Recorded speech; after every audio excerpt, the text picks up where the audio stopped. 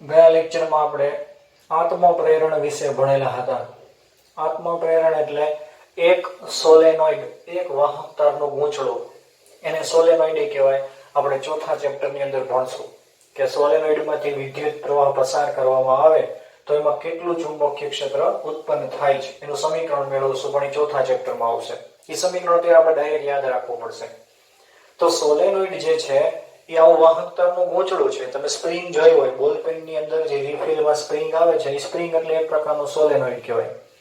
તો એવા સોલેનોઇડની અંદર પ્રવાહ પસાર કરવામાં આવે તો જે ચુંબકીય ક્ષેત્ર ઉત્પન્ન થાય છે, જો એ ચુંબકીય ક્ષેત્ર બદલાતું હોય તો પાછું એ બદલાતા જતા ચુંબકીય ક્ષેત્રના લીધે નવું ઈએમએફ પ્રેરિત થાય એ જ ગૂંચળાની અંદર, તો તેને આત્મપ્રેરિત ઈએમએફ કહેવાય. તો હવે આપણે અહીંયા જે ભણવાનું છે એ અન્યોન્ય પ્રેરણ કરવાનું છે. અન્યોન્ય એટલે બીજા ગૂંચળાની અંદર. એક ગૂંચળામાં તો થાય જ છે, પણ જો તમે આની અંદર બીજું વાહક તારનું ગૂંચળું રાખી દો, સમઅક્ષીય એટલે કે બેયના કેન્દ્ર છે એ એક જ અક્ષમાંથી પસાર થવા જાય. બે અક્ષ અહીંયા ડોટેડ લાઈન વડે દર્શાવેલી છે. આંટાની સંખ્યા બેયમાં જુદી જુદી હશે, ક્ષેત્રફળ એ જુદું જુદું હશે, પણ બેયની અક્ષ છે એ સમાન હોવી જોઈએ.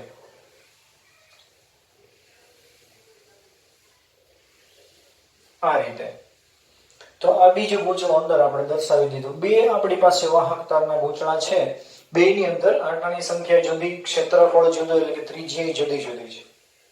હવે બેયમાં કેટલું પ્રેરિત ઈએમએફ મળે છે એ આપણે જોશું, એનું સમીકરણ મેળવશું. દાખલા તો આપણે કરશું પછી.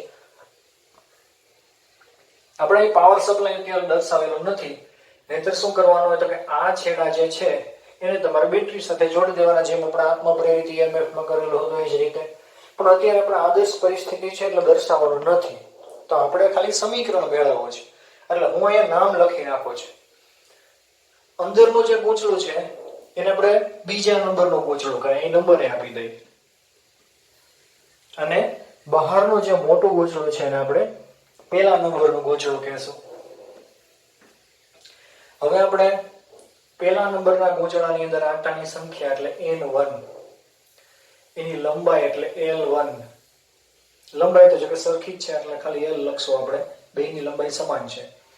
પછી આવશે એનું ચુંબકીય ક્ષેત્ર એટલે b1, એની સાથે સંકળાયેલું ફ્લક્સ પૂછે તો φ1, એની ત્રિજ્યા પૂછે તો r1. આવી રીતે બધાને આપણે 1 નંબર વડે દર્શાવવાના છે. પ્રવાહ એમાંથી આપણે બેટરી આને જોઈન્ટ કરી દેશું તો પ્રવાહી પસાર થાય તો એનો પ્રવાહ એટલે I1. આ કોઈ સમીકરણ નથી હો, આ મેં ખાલી એમનો ભૌતિક રાશિ લખીશ બધી. આ પહેલા ગૂંચળાની વાત છે. હવે બીજા ગૂંચળામાં, તો બીજા ગૂંચળાની અંદર સેમ આ જ રીતે પણ બધું આવશે 2 નંબર એટલે 2. n2 લંબાઈ તો સમાન કીધી, ચુંબકીય ક્ષેત્ર b2, ફ્લક્સ આવશે φ2, ત્રિજ્યા આવશે r2, અને જો એમાં તમે બેટરી જોઈન્ટ કરો તો વિદ્યુત પ્રવાહ આવશે I2. હવે સમીકરણમાં આપણે આત્મપ્રેરકત્વમાં જે ભણેલા હતા એ જ પરિસ્થિતિ અહીંયા આવશે. બે જુદી જુદી કન્ડિશન આવશે. પહેલું વાક્ય હું લખું છું, પ્રથમ ગૂંચળાના લીધે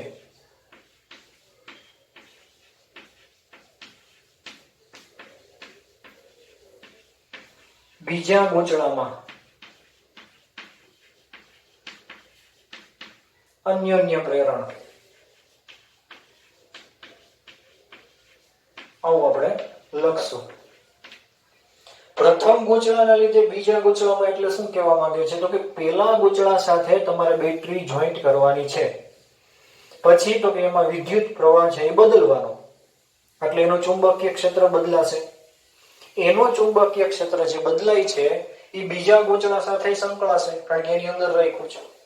બીજા ગૂંચળા સાથે બદલાતો જતો ચુંબકીય ક્ષેત્ર સંપર્કમાં આવે એટલે ફેરેડેના નિયમ પ્રમાણે શું થાય, નવું પ્રેરિત ઈએમએફ મળશે.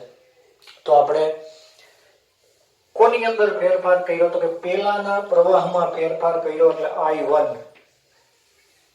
I1 ના લીધે શેમાં ફેરફાર થયો તો બીજાના ફ્લક્સમાં એટલે φ2. બીજાના ફ્લક્સની અંદર ફેરફાર થયો, આંટાની સંખ્યા કેટલી છે તો n2. તો આને સમપ્રમાણતા દર્શાવી દઈએ. જો આપણે આત્મપ્રેરકત્વમાં આવું જ લખ્યું હતું પણ નંબર નહોતા આપ્યા, એમાં શું લખ્યું હતું આપણે n phi proportional to I. કારણ કે એક જ ગૂંચળો હતો, પણ હવે બે ગૂંચળા છે એટલે નંબર આપીને ચોખવટ કરવી પડે આપણે.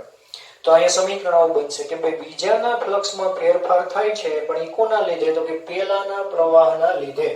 એટલે બેટરી શેમાં જોડવાની, પહેલાના ગૂંચળામાં. તો તમે અહીંયા જેમ જેમ તમે I નો ફેરફાર મોટો કરશો ફ્લક્સમાં મોટો ફેરફાર થશે એટલે મોટો પ્રેરિત EMF મળશે બીજા ગૂંચળામાં. હવે તમારે શું કરવાનું, સમપ્રમાણતાનો અચળાંક દૂર કરવાનો. સમપ્રમાણતાનો અચળાંક દૂર કરો એટલે બરાબરની નિશાની આવશે. આગળના પ્રશ્નમાં એટલે કે આત્મપ્રેરકત્વમાં આપણે સમપ્રમાણતાની નિશાની દૂર કરી એટલે L ની સંજ્ઞા આપી હતી. મેં એને ઇન્ડક્ટન્સ એવું કીધું હતું, એટલે કે આત્મપ્રેરકત્વ.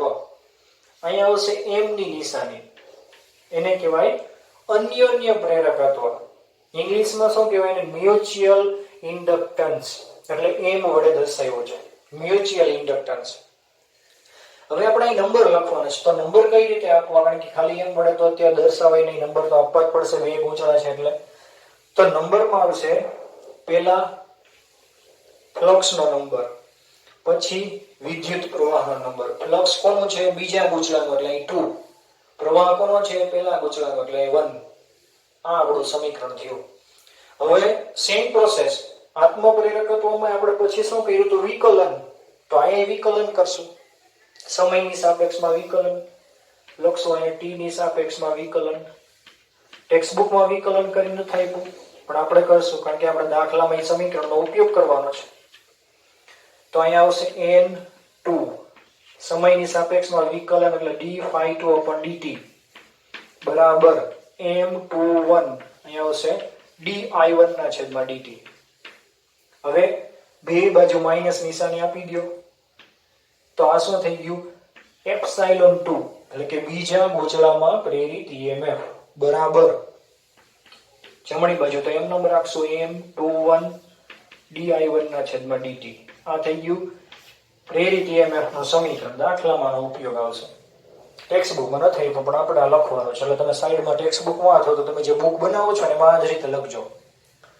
હવે હું લખું છું બીજા ગૂંચળા માટે, સેમ પ્રોસેસ આવશે, કાંઈ ફેર નથી, હવે તમને જાતે આવડી જાય. આ જ વાક્ય પણ પહેલાની જગ્યાએ બીજું અને બીજાની જગ્યાએ પહેલું. તો અહીંયા આવશે બીજા ગૂંચળાના લીધે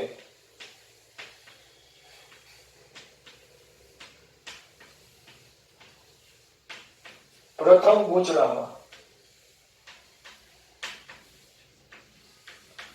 અન્યોન્ય પ્રેરકત્વ.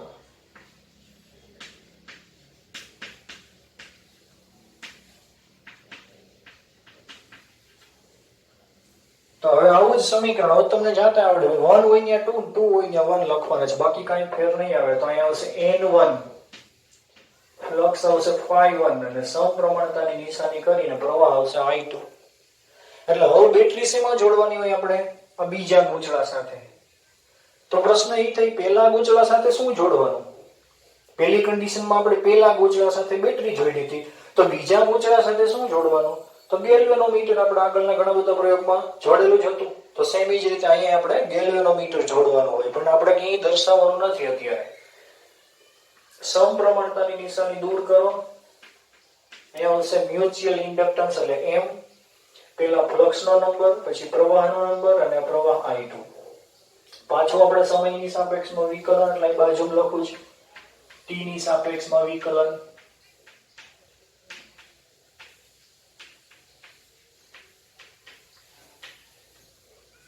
તો n અચળાંક છે d∅1/dt બરાબર m અચળાંક છે di1/I2/dt. બે બાજુ સેમ, પાછી ઋણ નિશાની આપો એટલે આ બની જાય ε1 અને જમણી બાજુ એમ નામ આવશે. આ થઈ ગયું પ્રેરિત EMF નું સમીકરણ પહેલા ગૂંચળાનું. હવે આપણે m ની કિંમત મેળવવાની છે કે m એટલે થાય શું. તો એના માટે આપણે ફ્લક્સ નું મૂલ્ય લખવાનું છે. આ સમીકરણ માટે હું આપું છું સાદુરૂપ, પછી બીજા માટે આના માટે કરી શકાય એવું બે માટે લખશું આપણે. પહેલા આપણે આની પ્રોસેસ કરી n1. હવે ફ્લક્સ નું સમીકરણ શું થાય, b * a cos θ અહીં નહીં આવે કારણ કે બે એક જ દિશામાં છે, cos 0 એક થાય એટલે લખવાના જ નથી. તો ખાલી લખશું આપણે b * a એટલે b1 a1 બરાબર, આને તો લખવાનું બરાબર કરીને હું આની કિંમત મૂકું છું. આ n એટલે આટાની સંખ્યા છે. તો આપણે આ જે આટાની સંખ્યા છે એ તો કુલ આટાની સંખ્યા છે. એટલે ધારો કે આની લંબાઈ છે 5 મીટર હોય અને 5 મીટરની અંદર 5000 આટા હોય તો 1 મીટરમાં કેટલા હોય? 1000. 83 મૂકી તમે એવું કહી શકો. પણ જો વિતરણ સમાન રીતે થયેલું હોય તો, અસમાન હોય તો ન કહેવાય એવું. તો સમાન વિતરણ આપણે ધારીને અને આનું હું સમીકરણ ખાલી સાઈડમાં લખું છું. સ્મોલ n એટલે એકમ લંબાઈ દીઠ આટાની સંખ્યા છે. આ n1 છેદમાં લંબાઈ l એટલે કે 1 મીટરમાં જે આટાની સંખ્યા હોય એને સ્મોલ n વડે દર્શાવાય અને n1 કહેશો. આ n1 ને તમે કરતા બનાવો તો એની જગ્યાએ શું લખાય? હવે આવો n1 અને l. સ્મોલ n છે. સ્મોલ n એટલે શું દર્શાવે? એકમ લંબાઈ દીઠ આટાની સંખ્યા. અહીંયા લખું છું n1 અને l. એ મેં આની બદલે લખ્યું છું. ચુંબકીય ક્ષેત્ર એટલે B. કોનું? તો કે આ સોલેનોઇડ નું. આપણે આને સોલેનોઇડ કહેવાનું છે.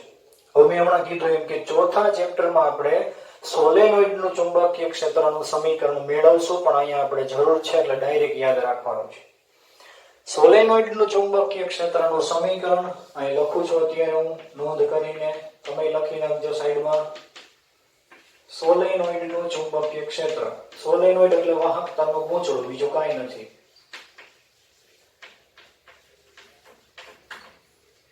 તો એ થશે B બરાબર μ0 n અને I. આવું સમીકરણ થાય. હવે n એટલે અહીં નીચે આપણે લંબાઈ લખવી પડે. એકમ લંબાઈની અંદર આટાની સંખ્યા દર્શાવે છે. એટલે એને ટૂંકમાં લખવું હોય આપણે n ના છેદમાં l છે એની બદલે આપણે શું લખાય? Small n. આવું લખાય. તો હવે આપણી પાસે જે અહીંયા ચુંબકીય ક્ષેત્ર છે B1 એની કિંમત મારે લખવી છે. તો B1 એટલે હું અહીં લખું છું μ0 અચળાંક છે. ચુંબકીય ક્ષેત્રમાં ફેરફાર થયો એ કોના લીધે થયો? એટલે કે અહીંયા જો આપણે આ ફ્લક્સ લખ્યું છે, પણ કોના લીધે?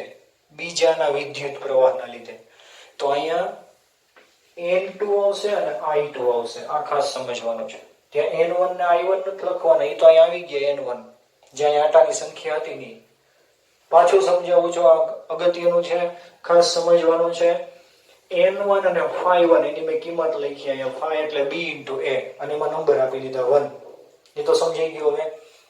હવે આ જે n છે એ શું દર્શાવે? તો કે આટાની સંખ્યા. એકમ લંબાઈ દીઠ આટાની સંખ્યા આપણે જોઈ છે એટલે આવી સાદરૂપ આપ્યું, આવી ગણતરી કરી છે. આ તો કુલ આટાની સંખ્યા દર્શાવે છે. હવે આપણે એની કિંમત તો મૂકી દીધી અહીંયા. પણ B એટલે ચુંબકીય ક્ષેત્ર. સોલેનોઇડ નું જનરલ ચુંબકીય ક્ષેત્રનું સમીકરણ આવું થાય μ0 ni. ચોથું ચેપ્ટર તમે ખોલશો ને એટલે ત્યાં સોલેનોઇડ નો પ્રશ્ન હોય ત્યાં જોજો. આવું સાબિત કરીને આપ્યું છે. આપણે અહીંયા જોઈ છે B1 જોઈ છે. પેલાનું ચુંબકીય ક્ષેત્ર. તો પેલા ગૂંચળા સાથે ચુંબકીય ક્ષેત્ર સંકળાય છે, પણ એ કોના લીધે? તો કે તમે બીજામાં વિદ્યુત પ્રવાહમાં ફેરફાર કરો તો, નહીતર નહીં. એમને તો કઈ આવડ નથી. ચુંબકીય ક્ષેત્ર પેલાની અંદર સંકળાય છે, બદલાય છે, પણ કોના લીધે? તો કે બીજા સાથે તમે બેટરી જોડો, એમાં વિદ્યુત પ્રવાહ ફેરફાર કરો, પછી પેલામાં ફેરફાર થાય. એમને ન થાય. એટલે અહીંયા પ્રવાહ કોનો આવે? બીજાનો. આટાની સંખ્યા કોની આવે? બીજાની. તો અહીંયા લખશું આપણે μ0 n2 I2. હવે વધ્યું ક્ષેત્રફળ. ક્ષેત્રફળ એટલે πr². આડછેદનો આમ ગોળાકાર ભાગ હોય તો આડછેદનું ક્ષેત્રફળ એટલે શું કહેવાય? πr². કોનું આવશે? બીજાનું. નાનું ગૂંચળું હોય ને એનું તમારે ક્ષેત્રફળ દરેક જગ્યાએ લખવાનું છે. કારણ હું આગળ આપીશ, દાખલો ગણાવીશ એક એક્સ્ટ્રા, એની અંદર ઉદાહરણ સાથે સમજાવીશ. તો અહીંયા ક્ષેત્રફળ જ આવશે. અહીં નીચે લખું છું ખાલી πr², પણ r2 આવશે. તો આખું સમીકરણ આના બદલે આપણે શું લખાય? અહીં લખું છું n1 φ1 બરાબર પેલા આવશે μ0. હું ક્રમમાં લખું છું. μ0 પછી આવશે n1 n2, પછી આવશે l, પછી આવશે πr2² અને પછી આવશે I2. આ બધાને હું કૌંસમાં લખું અને ઉપરના સમીકરણ સાથે સરખાવું. જો તો n12 બરાબર શું લખાય? જો હવે ખ્યાલ આવી જાય I2. તો અહીં I2 છે. n1 n1 છે તો અહીં તો m12 તો m12 ને બદલે આખો આવો કૌંસ લખાય તો અહીંયા આવશે μ0 n1 n2 l pi r2 એનો સ્ક્વેર. આવું સમીકરણ બને. આવું આપણને ટેક્સ્ટ બુકમાં આપેલું છે. હંમેશા આપણે ત્રિજ્યા છે એ કોની લખવાની? નાના ગોચડાની. આ ખાસ યાદ રાખજો. શું કામ? એનું કારણ હું આપું છું આગળ અને પછીના લેક્ચરમાં હું સમજાવીશ ઉદાહરણ સાથે. પણ અત્યારે તમે યાદ રાખજો કે ત્રિજ્યા હંમેશા નાના ગોચડાની. હવે m21 હું ડાયરેક્ટ લખું μ0 n1 n2 લંબાઈ એટલી જ છે, પાઈ જ છે, r2 જ છે, આમાં કાંઈ ફેર નહીં. એટલે આપણને છેલ્લું સમીકરણ આપેલું છે m12 બરાબર m21 બરાબર m. આવું કીધું છે. આવું ધારો એવું કૌંસમાં લખ્યું છે પાછું. પણ ધારવાનું નથી, એ સાચું જ છે. શું કામ સાચું છે હવે આપણે એ સમજીએ. હવે મેં ડાયરેક્ટ શું કામ લખ્યું તો કે જો તમે આવી પ્રોસેસ કરશો બધી આના માટે તો એ સમીકરણ આવું જ મળશે. શું કામ એવું મળશે? તો કે બેયની અંદર આપણે ત્રિજ્યા કોની લેવાની છે? નાના ગોચડાની છે. કારણ કે આટાની સંખ્યા તો બેયની આવશે. જો બીજાની અંદર હું પ્રોસેસ કરું, ધારો કે અહીં n2 b2 a2 એવું લખું તો અહીં 2 થઈ જાય, અહીં 1 થઈ જાય, પણ છે તો ગુણાકાર જ એટલે આટા તો બે આવી જ ગયા. સમજાણું? પછી અહીંયા i1 આવી જશે તો આપણે i1 નું કામ નથી, આપણે તો ખાલી અંદરનું કામ છે. i1 ભલે બહાર રહેતો એનું આપણે કામ જ નથી, આપણે તો ખાલી કૌંસનું કામ છે. તો કૌંસમાં આટાની સંખ્યાનો ગુણાકાર છે. જો i2 ની બદલે 1 લખો, 1 ની બદલે 2 લખો, સમીકરણ તો એનું જ રહ્યું ને. n1 n2 તો આવ્યા જ. પછી લંબાઈ તો કે તો બેયની સમાન છે. પાઈ તો અચળાંક છે, μ0 એ અચળાંક છે. r2 ને બદલે r1 લખવાના નથી, બેયમાં r2 જ લખવાના. શું કામ? તો કે નાના ગોચડા માટેની ત્રિજ્યા આપણે શું કીધી? r2. શું કામ બેયની અંદર નાના ગોચડાની જ ત્રિજ્યા લીધી? એ હું તમને ઉદાહરણ સાથે આના પછીના લેક્ચરમાં સમજાવીશ. એ બહુ અગત્યનું છે. એટલે તમને અન્યોન્ય પ્રેરકત્વ બે કિસ્સામાં સમાન જ મળે. શું કામ સમાન મળે આપણે નેક્સ્ટ લેક્ચરમાં જોશું. અત્યારે આટલું રાખીએ.